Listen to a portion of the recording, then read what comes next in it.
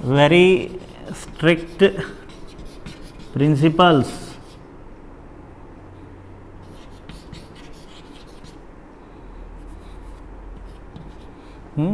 So you can use anything. You just have to qualify this. That is, use adjectives. So fourth, replace the underlined adjective in each sentence with an adjective phrase. It was a horrible night. Now this, to make it into, this is a little, you have to think on it.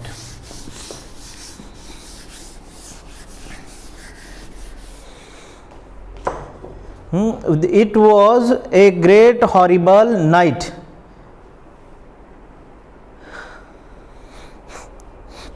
Horrible, this word is underlined. Now what is the meaning of horrible? Terrifying, horrifying. And this terrifying, horrifying, in that you can use it that with some words.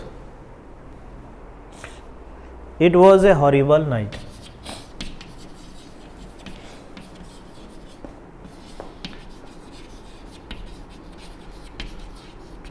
Okay, so what I'll do, it was a night. Now horrible I have to separate. With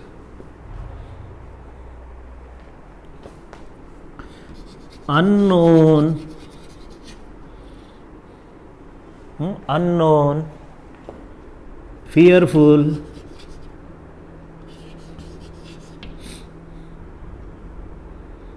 fearful of horribles, fearful sights or of horrible, or fearful feeling of horrible.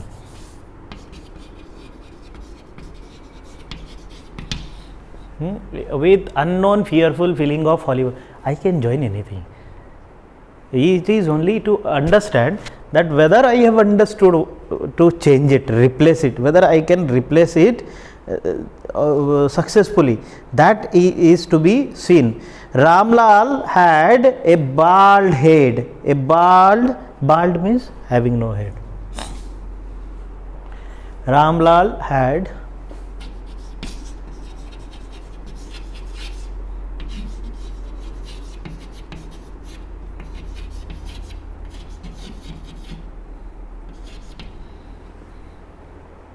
now this is underlined.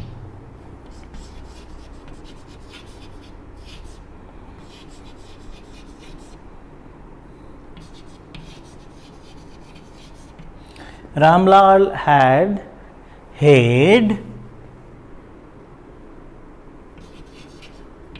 which is bald. Oh sorry, it becomes a clause.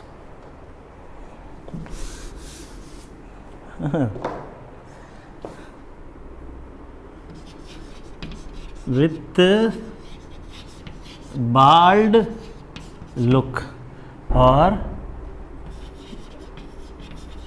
without any hair, merely or mostly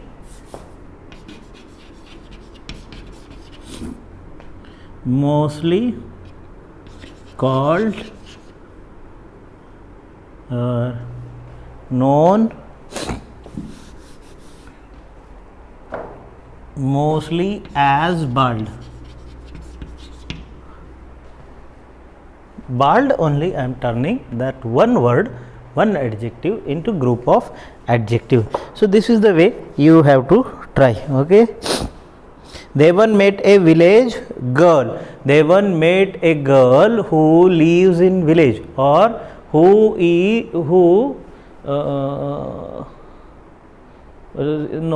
that will become a clause. With a village locality, that will be best. Devan met a girl with village locality, from village. Met a girl from village, that also can be done. So 2 words or 3 words you can make it. Now next, replace the underlined adjective phrase in each sentence without an adjective. What is the question? Replace the underlined adjective phrase in each sentence with an adjective. I met a boy from a cottage. I met a cottage boy. He is a boy of great courage. I met a courageous boy. He wore a sari made of silk. She wore a sari made of silk. She wore a silky sari. You have done a deed of shame. You have done a shameful deed. That is. Now let us come to adjective clause. Let us come to adjective clause. What is adjective clause? Page number 15. As the definition of adjective, same is the definition of clause of adjective. An adjective clause is a group of words which contains a subject and a predicate of its own and does the work of an adjective. Subject and a predicate of its own and works as an adjective. So adjective, where it will come? Beside the noun. So beside the noun, before the noun, after the noun, if there is a construction of subject plus predicate, that is adjective clause. Okay. Look at the group of the words italicized in the following sentence. The umbrella with a broken handle is mine.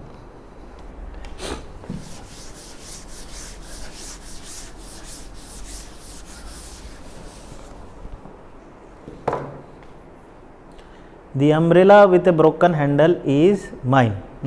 The umbrella which has a broken handle is mine.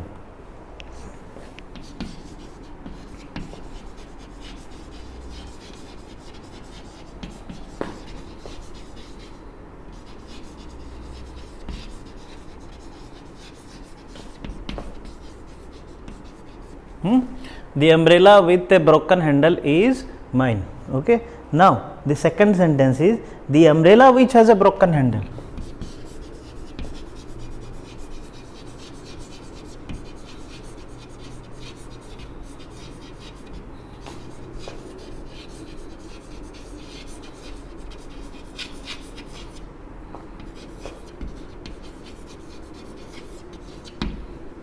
The umbrella which has a broken handle. Broken handle is mine. Now what is the difference? With broken handle is adjective, giving information. Umbrella, how the umbrella is? With broken handle. Now the umbrella which has a broken handle, what is the difference? Which, subject, it is a relative, question word. Okay, and it's a WH question word. Okay, now this one is working as here, working as relative pronoun. It is working as relative pronoun. What it is talking about? Umbrella. Which, this which stands for umbrella, which has a broken, has is verb, a broken handle is predicate, S plus V plus predicate. So this is a full sentence. And what is the sentence actually? The umbrella is mine. So there are two sentences. This one is a clause. When such a construction is found, it is called as a clause. Now which has a broken handle is a clause which has meaning only when it comes in this sentence. Otherwise it cannot give you proper sense. The umbrella is mine is a full sentence, even if it is written separately. So the sentence which is written separately is what? It is independent clause, and the sentence which cannot be written separately is a dependent clause.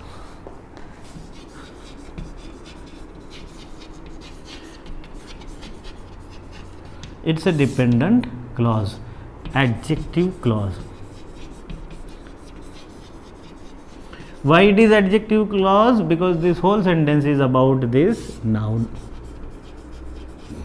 Anything that comes about the noun is an adjective form, is in adjective form. So this one is the first group of the word. The explanation is given over there. Okay. Now the adjective clause of two types. Oh my God! Defining adjective clause and non-defining adjective clause. I am surprised that it is being taught on 7th standard only. Okay.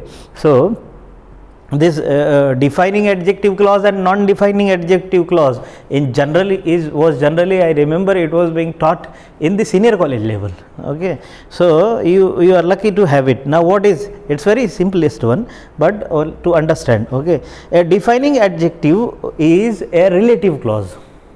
A defining adjective is a relative clause. We have used a relative verb. Okay. See, relative word. Now is a clause that restrict, limit or defines more clearly the antecedent noun or pronoun. For example, the man who had cheated me was arrested by the police yesterday. Or we can take this example, the umbrella which has a broken handle, which immediately, relatedly, that is shown, that is a defining adjective clause. Now non-defining adjective clause is a clause that merely gives some additional information. For example, the teacher sent for the boy who came at once. For a boy, I gave him a rupee. I gave him a rupee which was all I had with me. This sentence will take. This sentence will take. Okay. This sentence is given in the example. This I will take.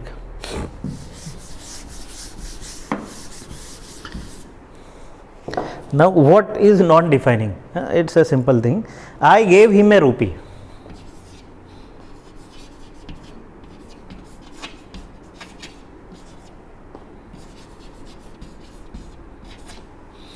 I gave him a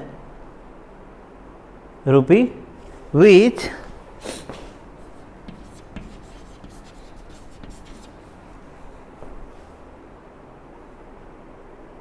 was all I had with me.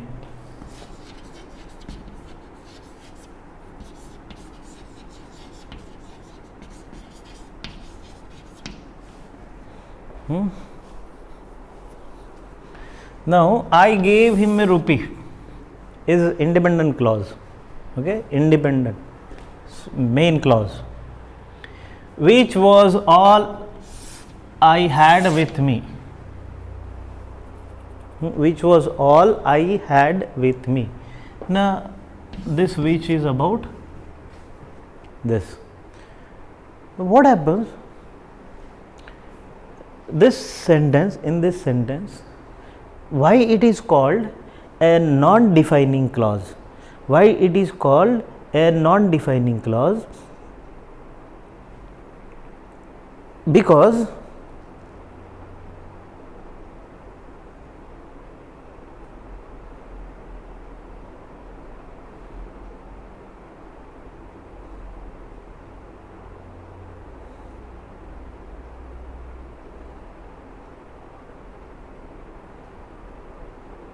there is another sentence also given for explanation. Okay, but that is a little difficult one, so it is better to understand this one. I gave him a rupee which was all I had with me. Now you see that I said it in defining clause, which is used. Okay, in the first sentence also, in this second non-defining clause also, which is the relative pronoun used here. But non-defining clause is a clause which fails to define actually why the relative pronoun is used. Why the relative pronoun is used means the objection is with this word. The objection is with this word. How? I gave him a rupee, it was all I had with me. It was all I had with me. So it's a simple sentence. It's a simple sentence. And for rupee, what we shall use? It. What we shall use? It. Now, it surely for it, the relative pronoun we use is which. But is it really necessary here? Is it really necessary here to use which? No, not. Actual use should be, it was all I had with me. It was all I had with me. And a better relative pronouns can be used over there also. Now see, there is a second sentence. Why I said this sentence is difficult. My brother, who is a doctor, has gone to Japan. Now see, in the this sentence, what is the change? It's a difficult one to understand.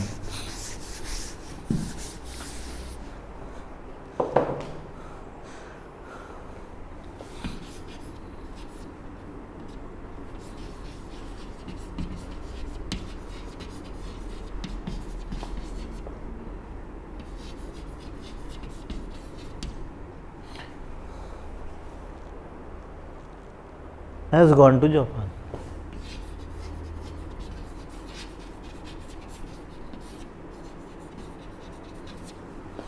Has gone to Japan. Okay. Now the second sentence.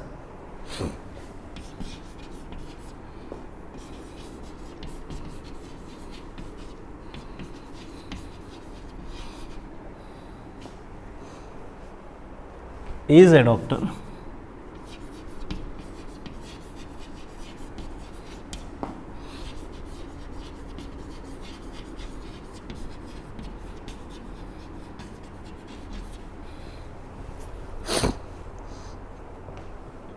Now see, the first sentence implies that the speaker has several brothers, and the clause who is a doctor distinguishes a particular one out of them. In the second sentence, the clause does not define that. The implication is that the speaker has only one brother. How it is made? How the difference occur? If you have recognized, if while writing, I have written the meaning is separated, and how the meaning is separated, this one is, that is why I call it a difficult one. So, and that is why I said that defining and non-defining adverbial clauses were taught on the senior college level. You are lucky to have it in 7th standard, but you need to understand it very clearly. So, how you will understand? See the relation. My brother, who is a doctor, not the one who is not a doctor. My brother, who is a doctor, not the one who is not a doctor. That means he has 2 brothers, 3 brothers, 4 brothers, or 5 brothers, whatever it may be, but out of them one is a doctor. Okay, has gone to Japan. Has gone to Japan. Now here it is separated by commas. It is separated by commas, and what it is, my brother has gone to Japan, is the full sentence. Right? Now this is called non-defined. It is non-defined. It has not been defined. Here it is defined. My brother, who is a doctor, not other brother, who is a driver, he has not gone to Japan. My brother, who is a doctor, has gone to Japan. And here, my brother has gone to Japan. That means he has single brother, and he is giving additional information, who is a doctor. How we come to know? Commas. The meaning has been separated, and it became non-defining. Okay, so it is not defined.